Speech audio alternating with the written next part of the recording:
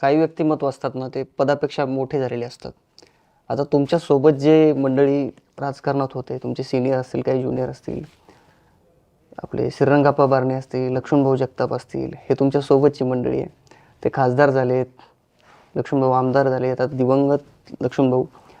तर भाऊसाहेब भोईरांचं काय चुकलं हो? खूप चुका झाल्यात.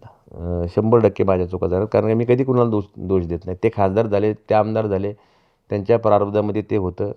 ते माझेच मित्र आहेत, ते आणखीन मोठे झाले. मी आयुष्यामध्ये माणसं ओळखायला चुकलो.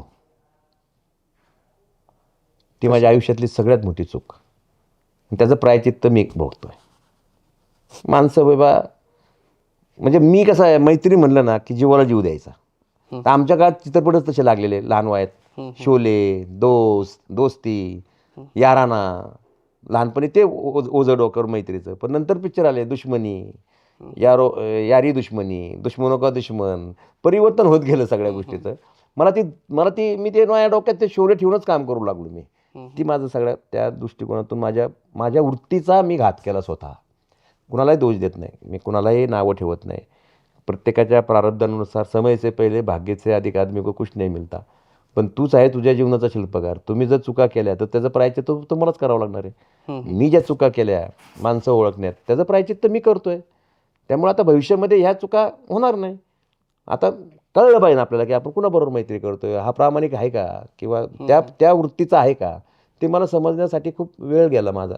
तुम्हालाही ऑफर होत्या? हो, 100% होत्या ना, ऑफर होत्या. सांगितलं ना की एका वाक्यात सांगू का ह्या प्रश्नाचं उत्तर? लोक डोक्यातून राजकारण करतात, मी हृदयातून करतो. बरं. आणि त्याचा लॉस होतो? त्याचा लॉस होतो. त्यामुळं माझा लॉस झालेला. पण तो लॉस पदांचा झालेला आहे, वृत्तीचा नाही झालेला. मला लोक मानतात ना, मला काय प्रतिष्ठा नाही. मला सगळे लोक मानतात. मी उपाध्यक्ष आहे नाट्य परिषदेचा, अखिल भारतीय मराठी नाट्य परिषदेचा उपाध्यक्ष आहे. तिथे प्रशांत दामले अध्यक्ष आहे, मी उपाध्यक्ष आहे.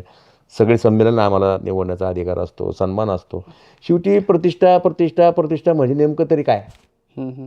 कुठेतरी तुम्हाला मान सन्मान त्या लेवलने बघावं ना. मला काय, माझी लेवल, मला कधीही कोणत्या आमदार खासदार जायची वेळ येत नाही. अजितदादा मला एवढं मानतात मला. त्यामुळं देवेंद्रजी फडणवीस सुद्धा आम्हाला म्हणजे कलाक्षेत्राच्या माध्यमातून त्यांचे माझा परिचय आहे. राजसाहेब मला चांगले ओळखतात. पवारसाहेब माझ्यावर खूप प्रेम करतात. असे अनेक दिग्गज नेते आहेत की त्यांचं त्यासाठी काय पदच पाहिजे ना असं काही नाही. पद निर्माण केली पाहिजे. मी ती पद नाही तर पद तात्पुरते कालखंडासाठी असते. ते पद गेलं ना त्याला कालबाह्य माणसं होतात. पण पद निर्माण केलेली माणसं काय मानतं करणार राहतात. मी या शहरात माझी पद निर्माण केलेली आहे. सोशल मीडियाच्या भाऊ गर्दीत विश्वासार्हतेने चकाकणारे नाव म्हणजे लेट्सअप मराठी. सगळ्या नागरिकांना ती स्पीच, ती लेट्सअप वरील मुलाखती म्हणजे विचारांचा खजिना. त्यानंतरच्या निवडणुकीमध्ये मला सोडून गेले. बातम्या केवळ वस्तुस्थिती सांगणाऱ्या, न प्रोपगंडा, फक्त जनतेचा अजेंडा. क्योंकि आने वाला कल जाने वाला है, जाने वाला कल आने वाला है. राजकारण, मनोरंजन असो की क्रीडा क्षेत्र, महाराष्ट्राची स्पंदने संवेदनशीलतेने टिपणारे माध्यम म्हणजे लेट्सअप मराठी. जगासोबत एक पाऊल पुढे राहण्यासाठी लेट्सअपचे ॲप, सोशल मीडिया आणि वेबसाईट सोबत कनेक्टेड रहा.